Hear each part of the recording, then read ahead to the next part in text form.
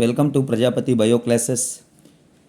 గత వీడియోలలో భాగంగా మనం సూక్ష్మజీవ ప్రపంచానికి సంబంధించి ఇంటర్మీడియట్ స్థాయిలో ఏవైతే బ్యాక్టీరియంలు వైరస్ల యొక్క శాస్త్రవేత్తల గురించి తెలుసుకున్నామో, అదేవిధంగా ఈ వీడియోలో భాగంగా మనం బ్యాక్టీరియంల స్వరూపానికి సంబంధిత అంశాలను వివరించుకోబోతున్నాం.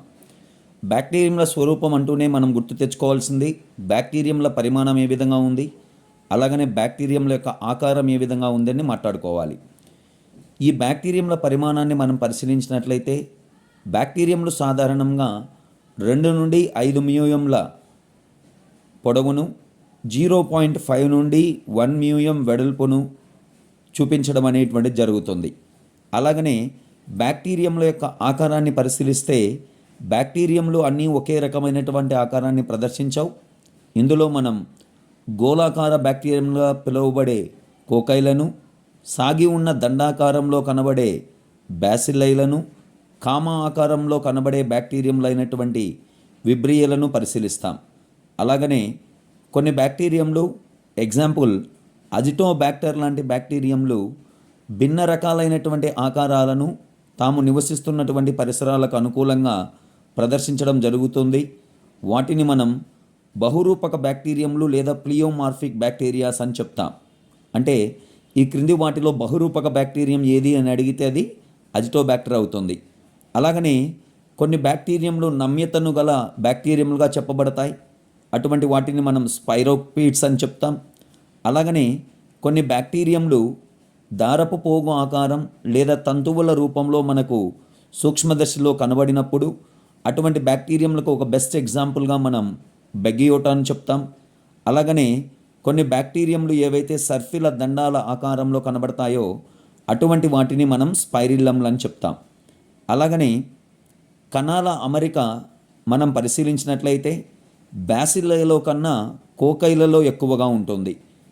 సో ఈ కోకస్ బ్యాక్టీరియంలను కూడా మనం వాటి యొక్క సంఖ్య అమరికను బట్టి వర్గీకరించడం అనేటువంటి జరుగుతుంది. అందులో monococcus, diplococcus, tetracoccus, streptococcus, staphylococcus, అలాగనే సార్సినా అనేటువంటి 6 రకాలను మనం పరిశీలించవచ్చు.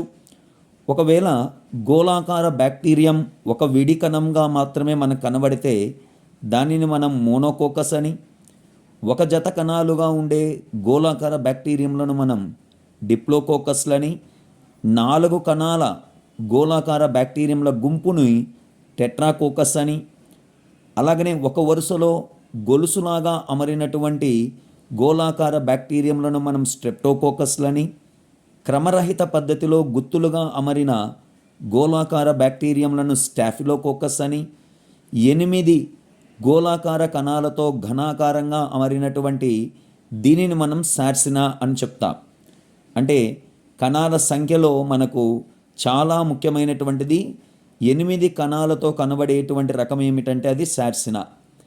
ఇదే విధంగా మనకు దండాకార బ్యాక్టీరియంలలో ఒంటరిగా ఉండే సాగి ఉన్న కణం ఉంటే దానిని మోనోబాసిల్లస్ అని, ఒక జత బ్యాసిల్లై కణాలు మనకు కనబడితే వాటిని డిప్లోబాసిల్లస్లని, అలాగనే అనేక దండాకార బ్యాక్టీరియంలు మనకు స్ట్రాలో ఉండేటువంటి కణాల గొలుసుల వలె కనబడితే వాటిని మనం స్ట్రెప్టోబాసిల్లస్లు అని చెప్తాం.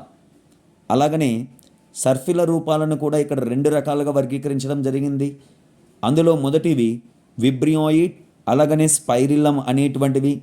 విబ్రియాయిడ్కు స్పైరిల్లంకు ఏమిటి ఇక్కడ డిఫరెన్షియేషన్ అని మనం గమనిస్తే విబ్రియాయిడ్లో మనకు ఒక పూర్తి మెలిక కన్నా తక్కువ మెలిక కణాలు కనబడితే స్పైరిల్లంలో ఒక పూర్తి మెలిక కన్నా ఎక్కువ సంఖ్య కణాలు అనేటువంటివి మనకు కనిపించడం జరుగుతుంది.